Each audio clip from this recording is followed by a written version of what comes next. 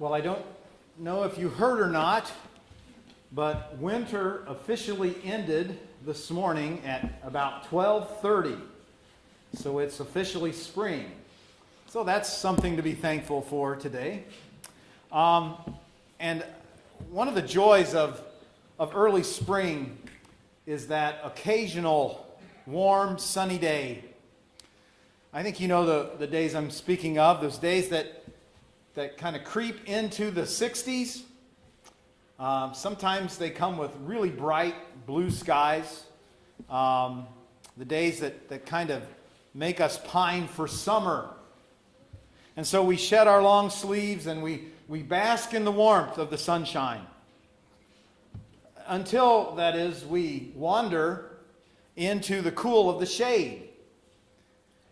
I don't know if you've experienced that, but if there's any kind of breeze at all, it kind of makes your teeth chatter, doesn't it? We get goosebumps and chills all over. Such experiences remind us that it's perhaps not quite as warm as we think it is. And I think that kind of day is a good metaphor for that first Palm Sunday described in our gospel lesson this morning.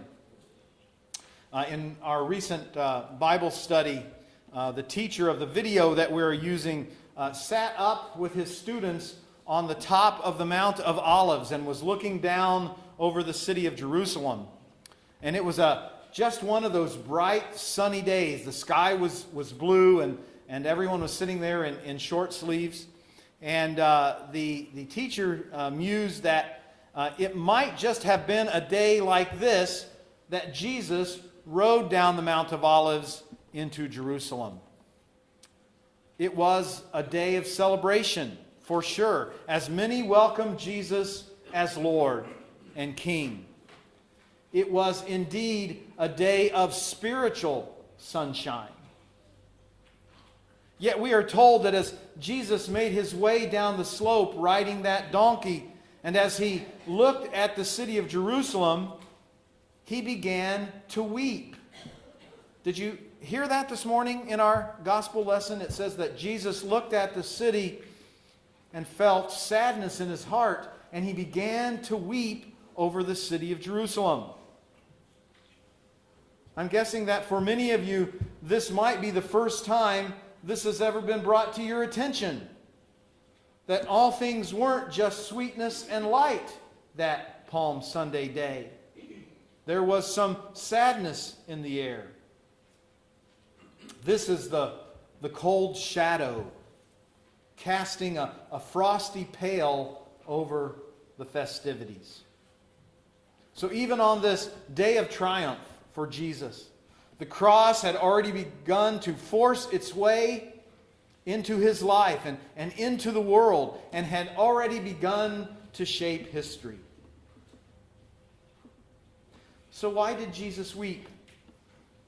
Well, he tells us in his own words. He says, "If you, Jerusalem, had only known on this day what would bring you peace, but now it's hidden from your eyes." And he goes on to say that the day is coming when the city of Jerusalem would suffer terribly, when every stone would be pulled down. The Romans, you see, controlled Jerusalem and Judea with an iron fist. And the Jews were chafing under the yoke of slavery. They longed for freedom. And many, perhaps most, longed for a day when the Romans would be defeated and cast out. Indeed, some Jews, called the Zealots, were already working towards that goal. They were practicing guerrilla warfare against their occupiers. And so into this cauldron of sedition rides the man of peace. This same Jesus whose entire life had been dedicated to encouraging people to turn away from violence and embrace love.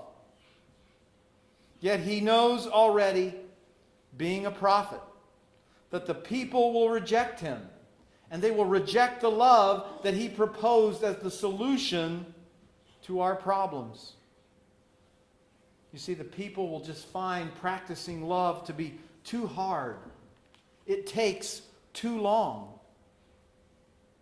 Jerusalem, he knows, doesn't want peace so much as it wants revenge and punishment for their slave masters.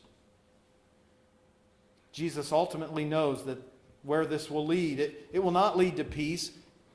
It will not lead to revenge, but to death and destruction.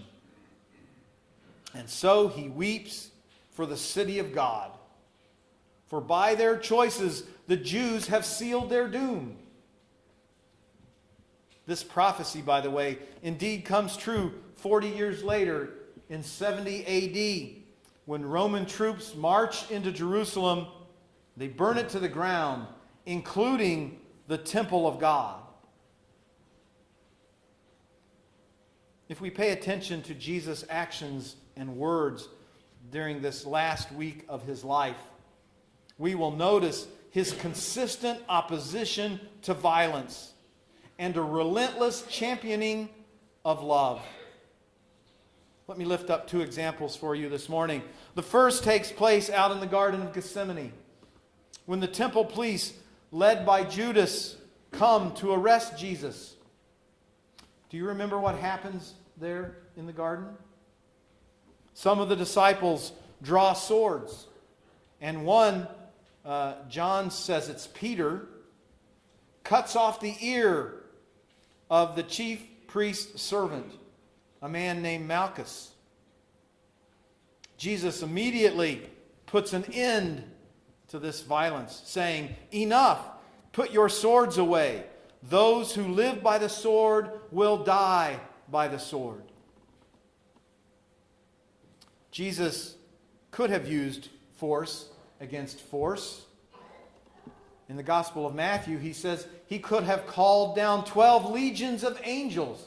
That's 60,000 angels if he'd wanted to. But he chose not to do so. Early the next morning, the religious leaders take Jesus to Pontius Pilate, and Pilate interrogates him, "Are you a king?" Jesus replies, "My kingdom is not of this world. If it were, my servants would fight to prevent my arrest by the Jews." Time and again, Jesus rejects violence as a solution to his problem and to the world's problems. So as we enter into our Holy Week contemplations, I ask you to think on this, pray and meditate on this. Into which camp will you place yourself? Will you embrace the way of the world? The way of power and force and might and violence? Or will you embrace the way of the cross? The way of love, sacrifice, gentleness, compassion, and servanthood? In many ways, the former, the way of the world, is easier. It's driven by emotion. It's driven by aggression and adrenaline. It feels good, doesn't it, to hit and to destroy and to kill. The latter way, the way of the cross, is much harder. It takes discipline to hold back, doesn't it? It takes self-control. It takes patience. It takes deference. It takes humility. Where will you live? Will you live in the sunshine of peace? Or will you live in the shadow of war? That's the choice that Jesus lays before the world during Holy Week. Now I know we live in an incredibly politically charged atmosphere right now, where bluster and bravado is the word of the day, where candidates stumble over themselves trying to convince us that they're the one that's going to blast our enemies to smithereens better than the other candidates. And I want to ask you, is that really what we ought to be asking of our leaders? Or perhaps maybe we ought to be asking them to look for other ways to solve our issues in the world. But even more importantly, I think it's important for us to ask ourselves, where are we going to live? How are we going to live? You know, if you want to be a peacemaker in the world, it starts inside your own heart. You have to make peace with yourself. You have to make peace one of the most important virtues by which you're going to live. And you have to practice it. Perhaps what's wrong with the world is that there aren't enough of us Christians practicing the way of the cross in our daily lives. That's the place to start. So I ask you again, where will you live? Will you live in the sunshine of Jesus? The sunshine of peace? Or will you live in the shadow of violence and war? Choose wisely, my friends. May God bless your Holy Week prayers and meditations. Amen.